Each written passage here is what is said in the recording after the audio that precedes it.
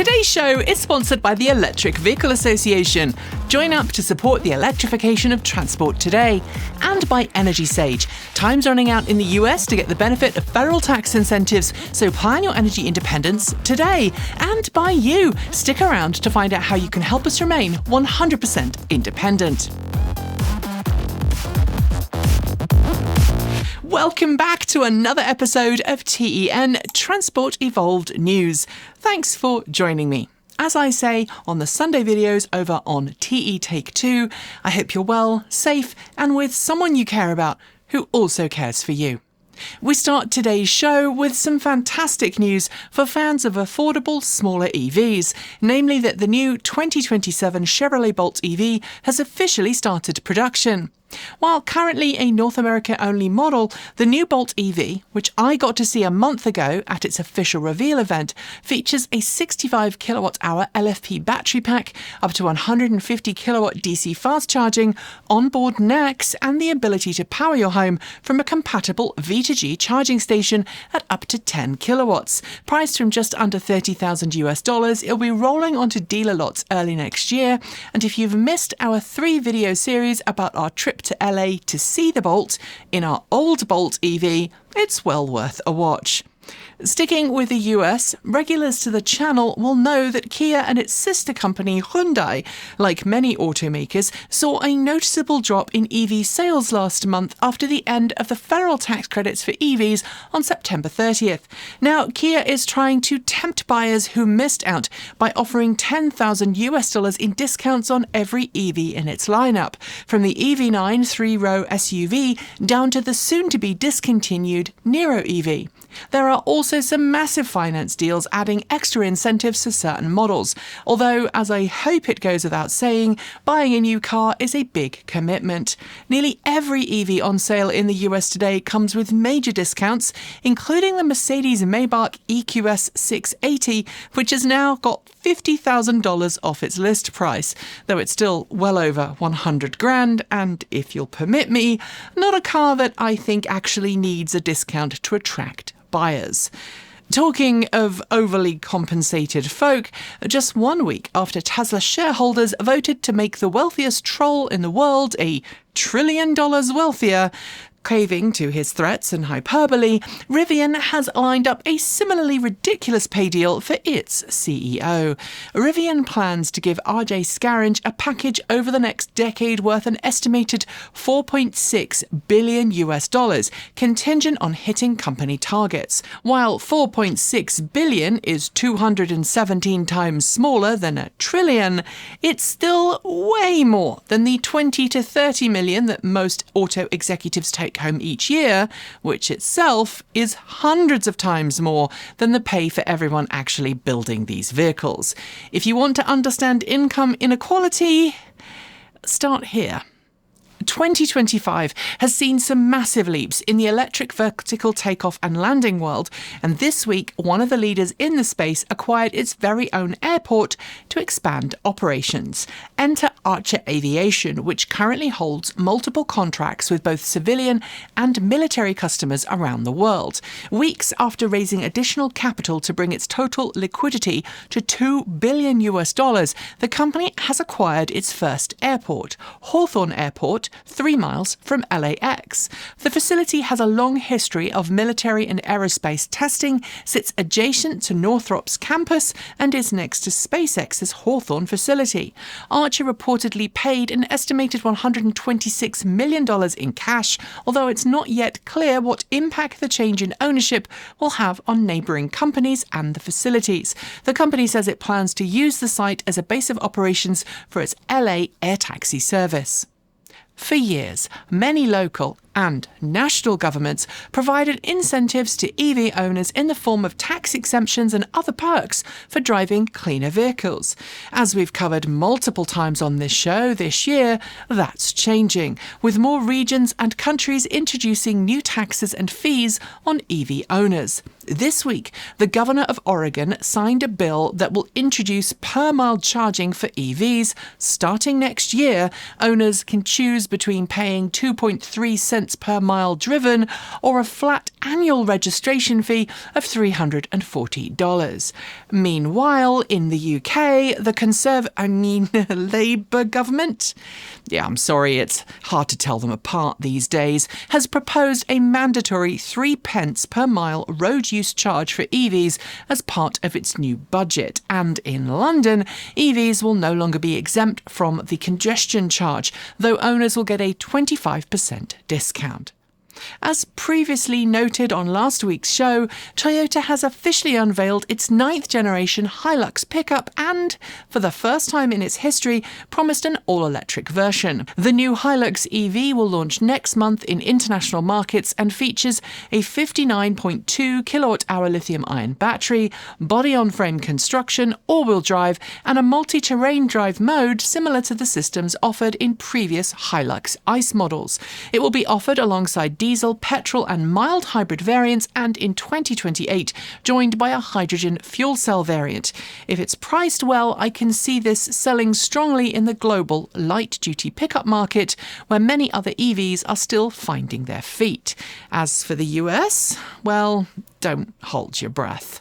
We've watched as US federal policy has driven major challenges in the EV industry, from ending the national tax credit program for EVs to stepping back from fuel efficiency mandates. But it's not just the auto sector taking a hit. In Washington state this week, a state warn notice, the advanced layoff notification required under state law, was filed by RadPowerBikes. The Seattle-based e-bike manufacturer wants a leading US player disclosed it may cease operations and lay off about 64 employees as early as January 2026, unless it can secure further funding. The notice cites a sharp drop in post-pandemic consumer demand and a pressure from tariffs on imports. Having worked with the folks at RadPowerBikes in the past, I wish everyone at the firm well and keep my fingers crossed for a happier ending to this troubling story. We've heard some troubling reports in the past few weeks about automakers stepping back from EVs, and last week on this show we covered a rumour about the future of the Ford F-150 Lightning. While the future of that full-size pickup remains undisclosed, Ford CEO Jim Farley discussed his goals for the brand and its EV lineup on the Office Hours Business Edition podcast this week. He didn't explicitly comment on changes to the current lineup, but spoke at length about Chinese EV makers as an existential threat, saying, quote, "We can't walk away from EVs, not just for the US, but if we want to be a global company, I'm not going to just cede that to the Chinese," end quote. Farley admitted Ford had miscalculated its EV strategy thus far, noting that customers want more affordable EVs rather than the higher-end models the company has focused on. If Ford does pivot and cancel the F-150 Lightning to build a smaller EV pickup, it would hardly be a surprise at this point. By now, according to its original plans from 4 years ago, we might have expected to see Aptera solar electric vehicles on the roads, but like many EVs from smaller companies, the launch has faced multiple delays. This year, however, the company has made solid progress towards that goal, and this week it confirmed it has begun a validation production line at its facility in Southern California, where production intent vehicles will be built. Rather than a massive automated assembly line, Aptera's process is a bit more manual, with each station dedicated to specific assembly steps. Once validation production is successfully completed, the firm aims to begin low-volume production with larger-scale output not yet tied to a specific start date. It has been quite the wait, but here's hoping Aptera finally starts delivering vehicles as promised. There have been some pretty big changes in this world energy mix this year, and despite the best attempts of some world leaders to slow that transition, the latest IEA World Energy Outlook shows significant progress has been made. While we're seeing more renewable energy generation added to the grid every year, unfortunately fossil fuel consumption is still growing, and there's significant energy disparity around the world. This report highlights growing energy inequality, both in terms of availability and generation mix, and notes that rising overall energy demand is also threatening our transition to renewables.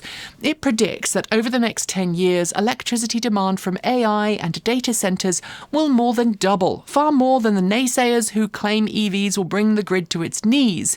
EV charging, though, is actually one of the smaller areas of demand growth, behind plastic production and increased air conditioner use. And if you're in the US and you want to lower your reliance on imported energy or grid power, it's a good time to talk to our friends at Energy Sage.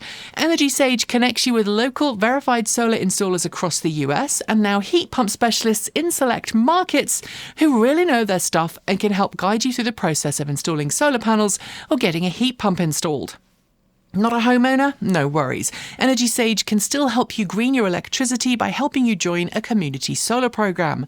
We used Energy Sage ourselves when looking for installers willing to help us put solar panels on our roof, and their verified pros were knowledgeable and even introduced us to a great credit union that allowed us to finance the project with low monthly payments.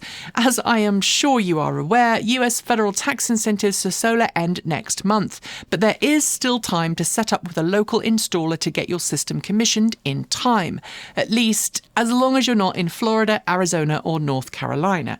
Installers in those states who work with Energy Sage have already filled up their slots. But elsewhere, there's still time. Follow the links below to sign up for either of Energy Sage's free, no-obligation services and get the ball rolling today. And if you choose an Energy Sage installer, we will also receive a small referral fee, so you'll be helping us out too. Help the grid get greener, save money, gain energy independence, and support this channel. It's a win-win, win-win. We're off to recall reminders now, and as a reminder, full details are on our website if these affect you. Lucid has recalled some Lucid Air sedans to address an issue with the rear view camera not consistently showing when placed in reverse. An OTA update has been released to address it. In a similar recall, a whole slew of Toyota and Lexus models, including plug-in hybrids and EVs, have been recalled for a similar fault. In this case, dealers will install an update to affected cars' parking assist software. And Tesla has recalled around 10,500 Powerwalls in the US to address a potential short circuit and overheating issue. It is remotely discharging affected units for safety prior to replacement. And those are your recall reminders. Now it's time for our news shorts. As always, full links to the stories are on our website. There's a link in this relevant post for today's descriptions. Toyota has pushed back plans for a new EV battery facility in Japan amidst changing EV priorities, but production has started in a North Carolina plant where cells for North American Toyotas will be made.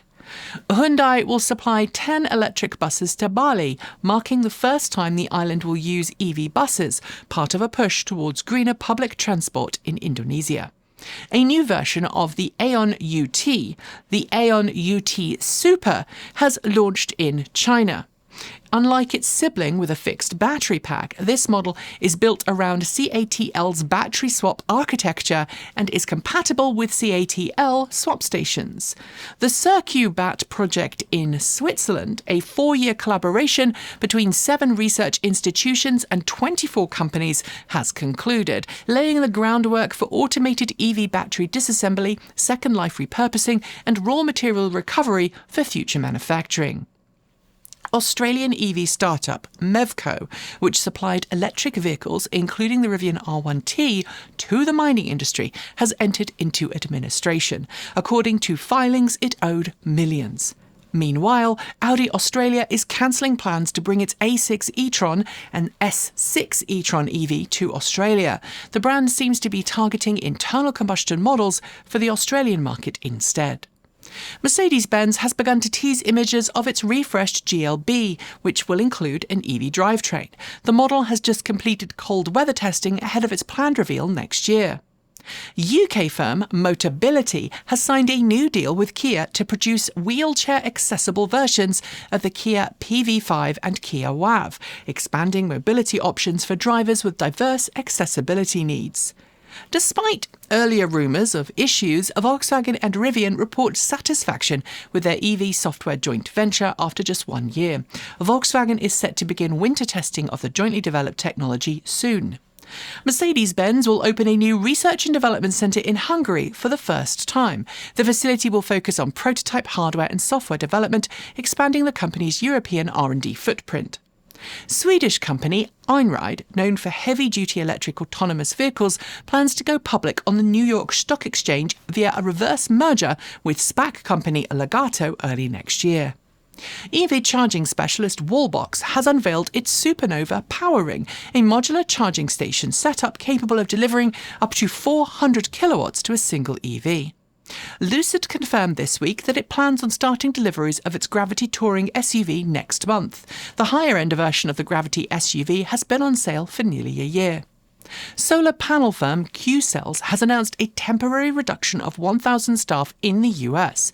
It's blaming customs and federal policies that have prevented the import of key components needed to manufacture its solar panels. The first Mitsubishi-badged EV from the Nissan-Mitsubishi-Renault Alliance, the Eclipse Cross EV, has launched in Europe. It promises up to 370 miles, about 597 kilometres of range per charge. Honda has confirmed it is rethinking its EV strategy in the US. Rather than larger, expensive models, the company is now targeting a sub-$30,000 vehicle for more budget-friendly electric motoring. Wind energy firm RWE has installed fully recyclable wind turbine blades at a new offshore wind farm in the UK, making the turbines even more environmentally friendly and supporting a circular approach to renewable energy.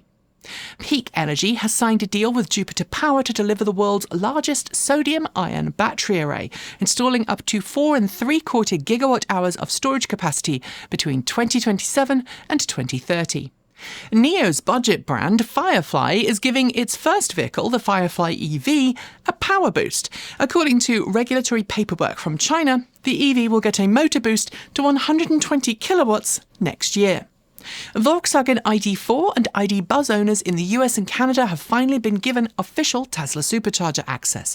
While there were some workarounds in the past, this time it's official. Chinese automaker Geely has officially launched its EX2 electric car in Brazil. The B-segment car is built for a global market and will eventually roll out to other markets around the world. Blink Charging has partnered with Carbon Homes, a UK social housing provider, to bring EV charging to residents, expanding access for people who might otherwise rarely have the opportunity to charge EVs at home. Honda has made a strategic investment in Canadian motor specialist Endium, which develops switch reluctance motor (SRM) drive technology that avoids the use of rare earth metals or permanent magnets, supporting more sustainable EV drivetrains. Michigan has awarded $1.84 million to expand EV charging at 31 multifamily housing locations in the state, with plans to increase funding up to $5 million for future non-public Level 2 charging. The Chinese government has revised its policy that temporarily banned automotive chip exports from manufacturer Nexperia, allowing limited semiconductors to be exported to Europe for the automotive industry. ZF has announced a new all-electric drivetrain for tractors at Agritechnica 2025, supporting designs capable of up to 100 kilowatts for energy-efficient farm operations. At the same event, Bosch unveiled its own battery electric system for farm machinery. Based on 800-volt system architectures, it promises fast charging and minimal charging downtime for farmers. Illinois' Environmental Protection Agency has stepped up where the US's EPA has failed, opening a $20 million funding pot for expanding Level 2 and DC fast charging across the state. Battery specialist Lion E-mobility has partnered with Castrol to work on a direct battery cooling system for next-generation plug-in vehicles. It will use Castrol's recently patented cooling fluid. MG has just sold its 100,000th electric vehicle in the UK. It's been selling EVs in the UK now for under 6 years, and it promises many more models are coming in the future. Data from the UK's Society of Motor Manufacturers and Traders shows that EV sales grew in the third quarter, and used EV sales also rose, with more than 2 million used EVs sold during the same period. Chinese firm Aion has announced that it will be launching its first EV models in the UK market next year. The brand will introduce 2 electric models at launch, the Aion V and Aion UT. BYD-owned premium brand Denza has confirmed that it will delay its launch into the European market. Originally planned for the end of this year, it will now debut early next. Siemens-owned company Heliox has launched a new DC charger in the US that's capable of up to 44 kilowatts DC fast charging and is fully compatible with V2G systems, making it ideal for large fleets. Malaysia is set to open its first highway-integrated EV charging hub. Working with the nation's largest highway operator, the new charging site will accommodate up to 20 EVs at a time. Volkswagen and its partner in China, XPeng, are preparing the ID Unix 08 for launch. While the model has yet to officially go on sale, we know of its existence thanks to Chinese regulatory submissions. The head of Tesla Cybertruck and the head of Tesla Model Y have both announced their departure from the company. It's the latest in a long line of executive departures. The London Fire Brigade has welcomed its first all-electric vehicles to its fleet. The brigade's operational support centre will use the 2 new Renault E-Tech D vehicles as emergency operational bases alongside a fleet of EVs. Croatia's postal service has introduced the first batch of all-electric mopeds to its fleet. In total, it will welcome 255 letter-carrying delivery mopeds to the fleet by the end of this month. Stellantis has cancelled multiple contracts that it had negotiated for more material supplies. With fewer EVs in its future and its push away from EVs in the US, it no longer wants the contracts.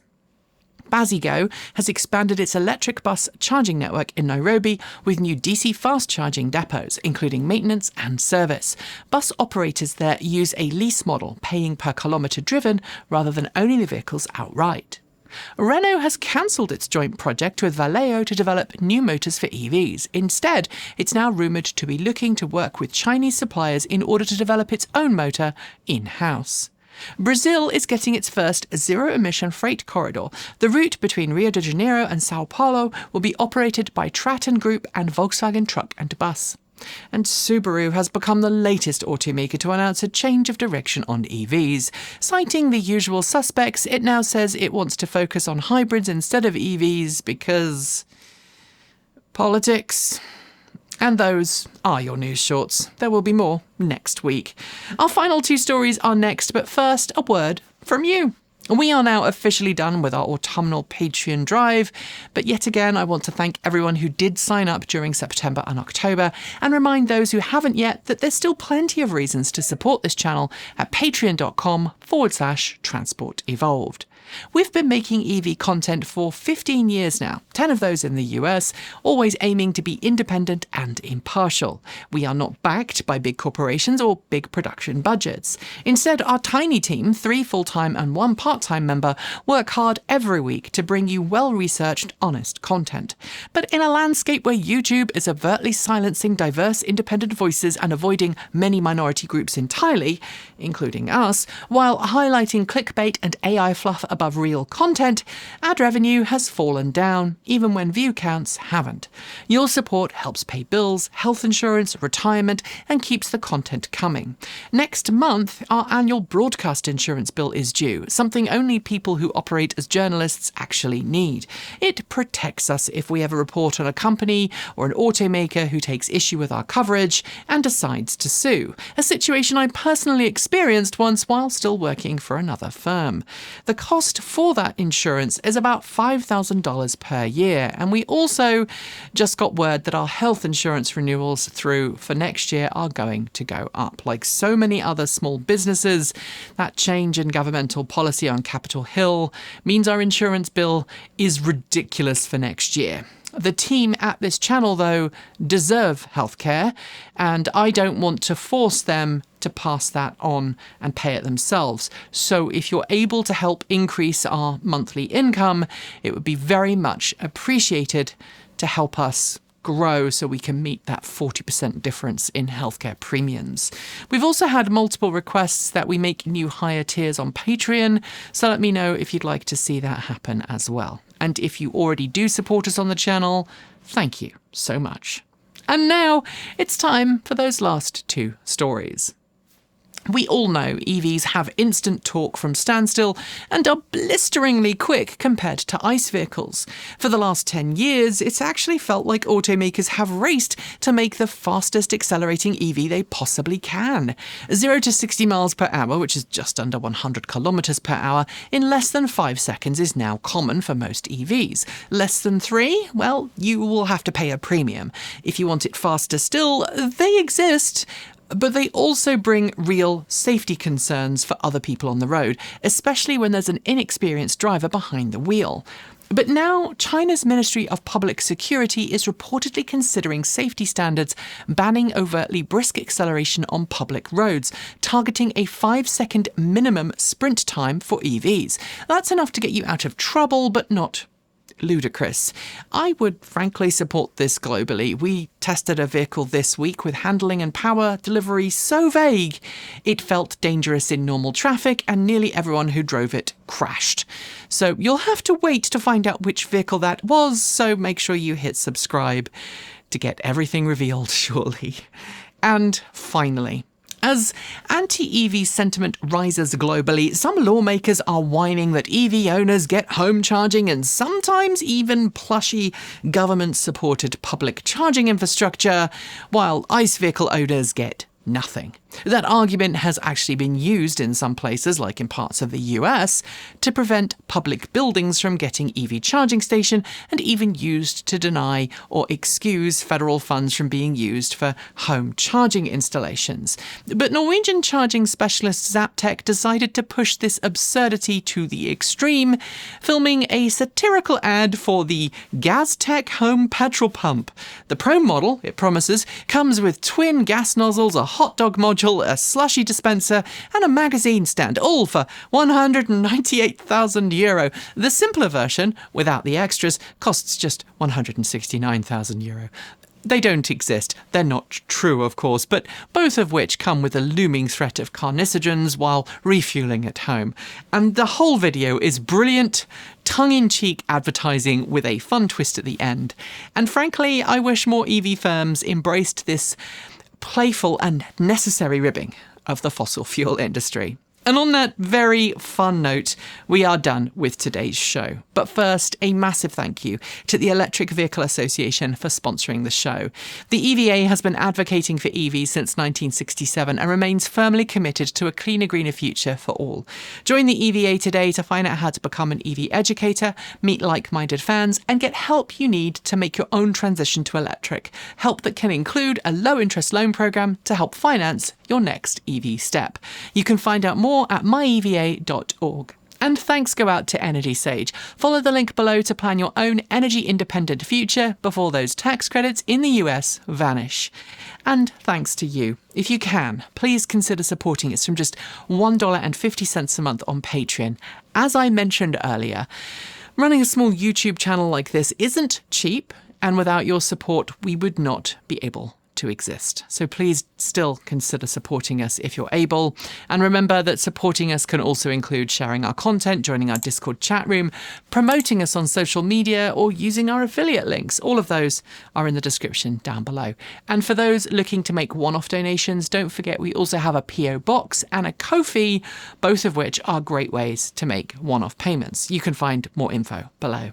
We publish every Tuesday, Thursday and Saturday on the main channel, and every Sunday we drop 2 videos on Transport Evolved Take 2.